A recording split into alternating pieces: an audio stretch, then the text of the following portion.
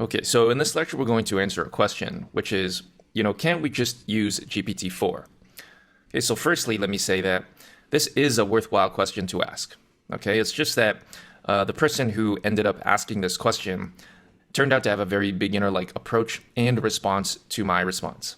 So we'll see what I mean by that later. In any case, I want to continue about why this is a reasonable question to begin with. So the reason why this is a reasonable question is because GPT-4, if you haven't heard, has been shown to be general purpose AI. So what do I mean by that? So, and also ChatGPT as well. GPT-4 is basically just a better version of ChatGPT. Okay, so GPT-4, it turns out, it's trained as a language model. Okay, but it's not just a language model. It's also been tuned to follow instructions. Okay, and so you might wonder, well, how can a language model be tuned to follow instructions? So, really quickly, we know that basically what language models do is they predict the next word in a sentence. Okay, so what it's training on is like any sentence of words or any sequence of words. So the quick brown fox jumps over, etc. Okay, so that's one example of something you could feed into the model as training data. But you could also just feed, an instruction and the response. Okay, why? Because that's also just text. While we're here, don't forget to like, share, comment, and subscribe. You know you want to. Okay, so it turns out just by changing the training data in this way, you can get a language model to follow instructions and do many other things as well. Okay, so GPT-4 is pretty good at this. So let's look at some things it can do. So it can classify text. So just as we learned in this section, we have zero-shot classification where you don't need to use training data. You can just pass in some text and ask it, please categorize it into this limited set of categories, and it can do it. We call that zero-shot classification. Here's another example. It can summarize text. So this is an example of just following instructions, doing what you've asked it to do. Another example is that it can translate between languages. So because it's been trained on pretty much all the text on the internet, which contains text in different languages, it's able to translate between languages as well. And it can also do things we haven't seen yet. So for example, it can even write and debug code. So that's not something we covered in this course.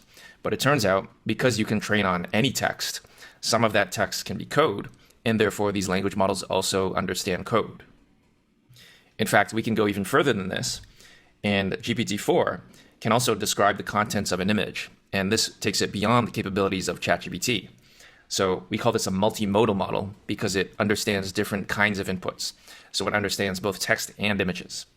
And I suspect that as we progress and we keep building these things, they're going to understand all kinds of inputs, not limited to just images and text.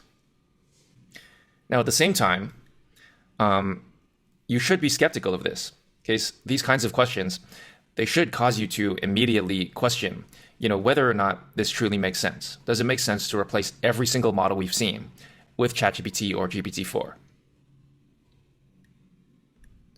So what this reminds me a lot of, it's a little lesson for you guys if you're new to deep learning or machine learning. It reminds me of when LSTMs were very popular. So basically when this happened, this was in the mid 2010s, so 2015-ish, and they were still pretty popular going into the early 2020s. Okay, so LSTMs are known for being these great models. And so part of this is thanks to an article called The Unreasonable Effectiveness of Recurrent Neural Networks. This was written by a pretty famous machine learning researcher named Andrej Karpathy in 2015. So he wrote this blog post. Now the problem with this is I'm not saying that LSTMs aren't amazing. They did help us achieve a lot. However, what I find quote-unquote beginners tend to do is to extrapolate too far, okay, without actually doing any critical thinking. And so one example of this is when people thought LSTMs would be perfect for predicting stocks. Now, this can go on a whole new tangent. I have a lot of videos on how people incorrectly use LSTMs to predict stocks. So that's not what this video is about. There is a correct way to use LSTMs to predict stocks. It just doesn't work that well. And more generally, people thought that LSTMs should be great for all time series. Okay, so what's the intuition behind that? Well, LSTMs are good with sequences, specifically sequences of words, sequences of tokens, sequences of discrete objects. And so what people were doing was they were extrapolating that to time series as well, because, well, time series are sequences. So you might wonder, well, did this hunch turn out to be true? And the answer is no. And if you want to learn more about that, you can check out my time series course where I've discussed this in detail. Okay, so it didn't work out. But now, sadly, people think the same thing about transformers. So transformers are also really good with sequences. In fact, better than LSTMs, as we know. However, this again turns out to be untrue. And luckily, a study has already been done to show that transformers underperform on this kind of task. Okay, so what is this really all about? Well, it's really all about hype. So the problem really is beginners, being beginners, tend to just fall for hype, which is not a good reason to do something. And so if you're going to do something, take a new action in your business or in your project, it should be preceded by careful analysis. Okay, careful analysis. And I'm not saying everything in your life, you should, overanalyze it before you do anything. That's not what I'm saying. I'm saying for these specific things in data science and machine learning, before you make any huge claims like all businesses should replace everything with GPT-4, there are important questions you need to ask yourself, which, beginners tend to not do. So I want to go into why this is a beginner question. Okay, so why this is a beginner question is because beginners, they tend to continually chase what I call the shiny new thing. Now, if you're not a native English speaker, you might not know what that means, but just look it up on the internet, and I'm sure you'll find out pretty quick.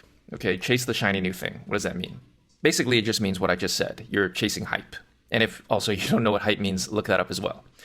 Okay, so the thing is, I'm actually using the word beginner incorrectly. And so that's why I always have to give this disclaimer. And the reason I do this is because I just can't think of a better word. So really, what it is there are two types of beginners. Okay, and I often don't bother to explain the distinction, but here I will. Okay, so there are two types of beginners that I like to categorize. So the first type of beginner is someone who adopts what is called the beginner's mind. Okay, and if you don't know what that is, look that up. It's very interesting, the beginner's mind. And this is actually the good kind of beginner. This is not what this lecture is about. Okay, so what is the beginner's mind?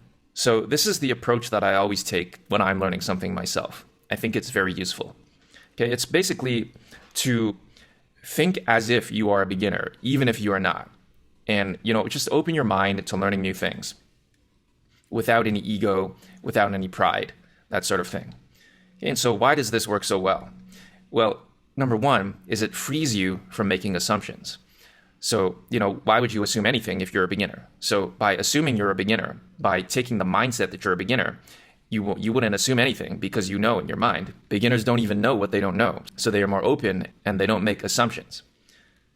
Okay, a second point is that it frees you from being afraid to make mistakes. And I know that everyone can relate to this. None of you have gone through your lives being unafraid to make mistakes. At some point, you've been afraid to make a mistake. And so what adopting the beginner's mind does is it frees you from this fear. You're no longer afraid to make mistakes because you know in your mind, beginners are supposed to make mistakes. They're expected to make mistakes. And thirdly, it frees you from being offended after you're corrected. Okay, so because you've now taken on the role of a beginner, you know that you should be corrected. That's part of the process of learning. Okay, so given this, what you can probably guess is that the bad type of beginner is the opposite. Okay, so the bad type of beginner is someone who is inexperienced, is a true beginner. They're actually just beginning, and yet they think they're advanced. Or maybe they have a little bit of experience, but not that much. They're basically overestimating their skills, and they're doing everything opposite of what I just described. Okay, so let's see some examples. So these types of beginners, they are very afraid of making mistakes, okay, because they want to think they're perfect, that they've learned everything they're supposed to learn, and therefore can no longer make mistakes. Okay, but this makes you very timid in moving forward in your learning, because now you're afraid every step you take that might lead to a mistake. Here's another point. You get angry when you're corrected. So you don't take it well when people tell you you're wrong. And generally, I find that these types of beginners, they're very afraid to have a discussion when someone tells them they're wrong. Like they're not willing to use their words and hash it out. Okay, and a third point is that these types of beginners, they make many unwarranted assumptions. Okay, so if you're a beginner, you shouldn't be assuming anything, but these types of beginners do because they're trying to convince themselves that they know more than they do. And when you do that, you have to assume certain things that you don't yet know. Okay, so hopefully that explains what I mean by beginner in this lecture. I mean the bad type and not the good type. Okay, being a beginner is good. It's not bad. It's just being this bad type of beginner that's bad. And that's what I'm talking about in this lecture. Okay, so what I want to talk about next is sort of the end point of where this leads, because we know that GPT-4, it can do a lot. It's very impressive, but this line of thinking is flawed. So what happens? So if we take this to its logical conclusion, basically, shouldn't this mean that we end all machine learning courses and all programming courses since GPT-4 can now code? Right? You see these like 40-hour, 60-hour courses on machine learning, and all they're doing is talking about scikit-learn.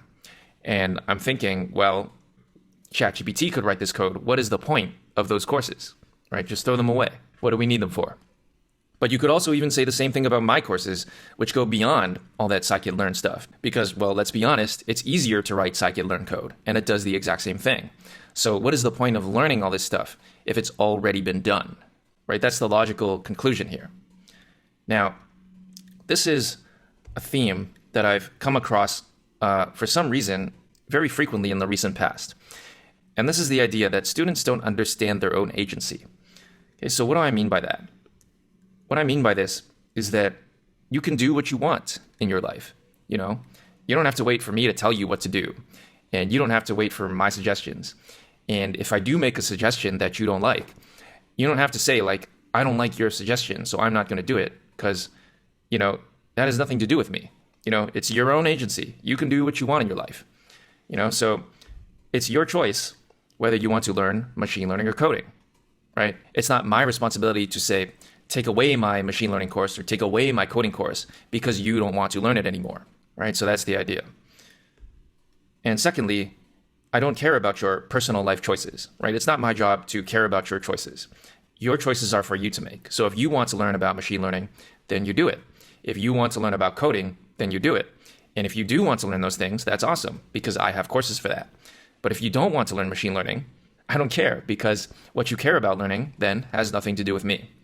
Okay? So that's the idea here, is that you have your own agency. You decide what you want to do. I decide what I want to do. Simple as that. Okay, but I would caution you that the final endpoint is very dangerous. And this is where people stop doing anything because AI can do everything. In my opinion, this will lead to an atrophy of our mental capabilities. And there's a nice movie about this, that it didn't actually show an atrophy of mental capabilities, but it showed an atrophy of physical capabilities. And I mean, it's a movie, so it's more obvious to do things that way. But I think in reality, what will end up happening is people will lose some of their mental capabilities when they depend too much on AI. Now, the next point I want to go through is, how do we make decisions, right? So what I'm seeing from a lot of beginners is they're using insufficient and illogical criteria on which to base their decisions. So here are some examples, right? I saw it in the news. That's social proof, right? I saw it in the news. Therefore, this must be a great thing. Therefore, I must incorporate it into my business or into my product or into my projects, whatever. Another logical fallacy. It's very popular and everyone is talking about it, right? That's popularity. It's basically the same thing as social proof. They're the same thing.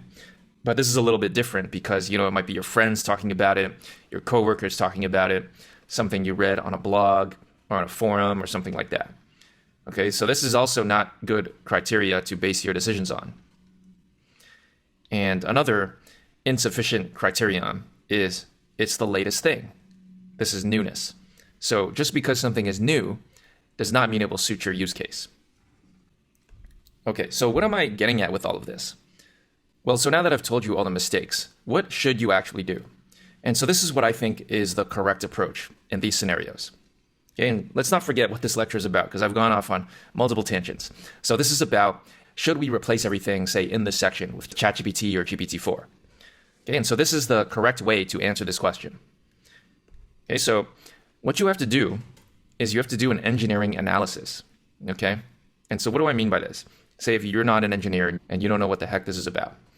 Well, if you're an engineer, generally speaking, say you have a project coming up, you're going to ask questions like, how much does this project cost? And what will be the benefit? And does the benefit outweigh the cost? And what metrics are we using to measure the benefit? Okay, so these are all important questions, right? You're not going to do something that costs $1 million when you get, say, $10 out of it, right? That's like a loss in your investment. So as it pertains to GPT-4 specifically, that is a good question. What are the costs? So GPT-4 isn't free, as you may know. So, it's going to cost more than using something like Hugging Face or Scikit-learn. And you have to consider, is that worth it to your business? How many requests are you actually getting per day? How much is it going to cost? Okay, so it's not just the number. It's like a few cents per token that it says on the website for GPT-4. But that's not the cost, right? The cost is not something per token. You have to ask, well, how many tokens do you actually have? Okay, so that's the total cost. Another question you should ask is, what is the performance? What is the accuracy? So as we've seen, for example, with zero-shot classification, this may not be as accurate as training your own model. Okay, so then you have to ask the question, well, if it's not as accurate, then which one do I want to use? Do I care more about the accuracy, or do I care more about having the latest and greatest thing because it's new?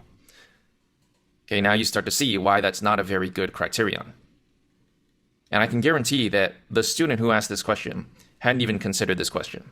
Okay, but obviously, if you are doing machine learning in a professional capacity, this is like one of the very first questions you ask. Which model is more accurate? That's how you choose which model you're going to use.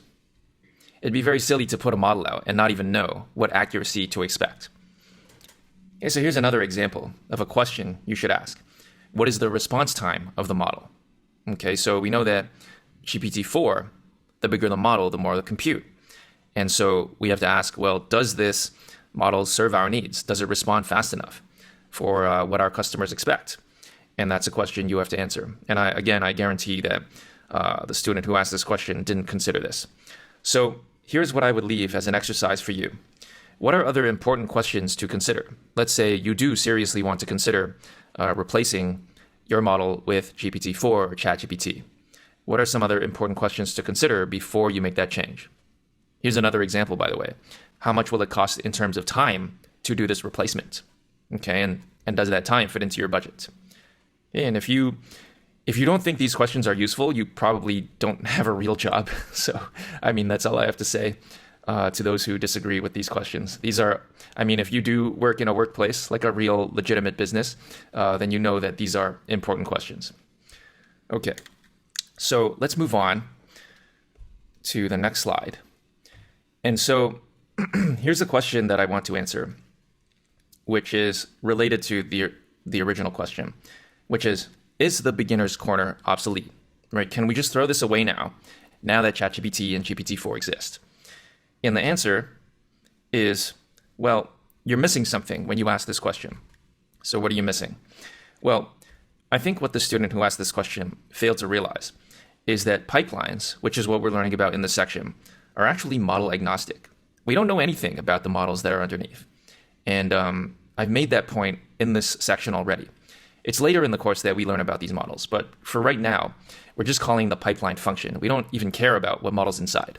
And that's the whole point. We're trying to make it easy, right? That's why this is the beginner's corner. Okay, so one thing I think we can anticipate is that these pipelines, they will eventually use GPT-4, or maybe even something better, in the backend. Okay, we can easily switch out which model is being used.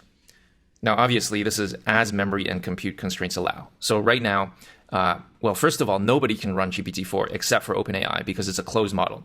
Only they have access to it. But still, even if we did, we have to realize that as far as we know, these are very big models and they require many GPUs to run on. And you have to ask, well, do you have that hardware? And currently the answer is probably no for most of us. Right? So again, that's another constraint you have to take into account in your engineering analysis. But anyway, if we assume that technology continues to improve, it's very possible that at some point, these pipelines, they will use GPT-4 or something more powerful than GPT-4 in the backend. And at that point, we have to ask, will the code change? And if you know anything about code, which I hope you do if you're taking this course, the answer is no, right? It's just pipeline, whatever. Okay, and that's the whole beauty of this, is that it's an API. We don't care about what's underneath because, Hugging Face did that job for us. We only have to know this part, the easy part, which is just call this function. Okay, so is this section obsolete? No, because even if we replace those models with GPT-4 in the future, the code will remain the same. So all the syntax you learned, all the skills you learned, it's not going to change. Okay? And I would say that if you don't understand this, you've kind of missed the whole point of this section. Okay? So I hope that you, if you don't understand this, you will put in some effort to understand what I'm saying here. Okay. And so this is just a final bonus slide, because I think it's pretty funny that the student who asked me this question and he got offended by my response, he turned out to be pretty mentally unstable.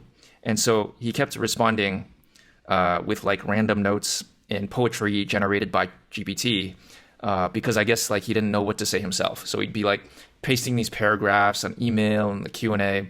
I don't really understand the purpose of that because it really, objectively it had no effect. So it is unclear why he was doing that. Okay, but what I actually found funny was that one of the things he sent me, he probably thought it was a great piece of writing on language models, but he didn't even realize there was a mistake in it. So I'm going to show this to you really quick. So here's the email, and where is it? So let's look at number 3 here. So number 3 is PaLM, which in brackets says Path Augmented Language Model. So now if you don't know anything about these language models, and it's up here as well. So if you don't know anything about these language models, you'd probably think there's nothing wrong with this. But in fact, this is inaccurate. Okay, so this is actually wrong. That's not the right acronym. So we have to remember that, GPT-4 and ChatGPT, it's just making this stuff up. This is not real knowledge. Okay, so now I have to erase these circles because the thing's gone. Let me erase this. I didn't really need to erase it, but it's fine. Okay, so where was I? So the problem here is, as we've demonstrated, as I alluded to earlier in this lecture, is that when your dependency on AI is so high, you increase your level of incompetence. And so I kind of wrote that in short form here. Increase in dependency on AI leads to increase in incompetence. So the more you let go of control in your own learning, the less you learn. And I think that's obvious. Now, what I want to end this with is I don't want you to get the wrong idea. I don't want you to think, I'm like a GPT-4 hater and that I don't think anyone should ever use GPT-4, right? I think students often do that because they lack nuance. Okay, so that's not what I'm saying at all, right? So GPT-4, to be clear, is an amazing technology. Okay, so modern AI is awesome. It's very impressive. The problem is in how people use it. It's not in the technology itself. It's in the people, okay? Okay, so this technology is amazing. However, if you don't understand how it works, you may simply forget or just be ignorant of the fact that you need to actually verify its outputs, okay? So despite how good this technology is, how people are afraid that it's going to take over the world or end humanity, there's still this problem of, sometimes it just says things that are not correct. And you need to be able to identify those things and fix them if necessary. Did you like this video? I know I did. So what are you waiting for? Go ahead and like it, share it, comment, and subscribe. You'll be glad you did.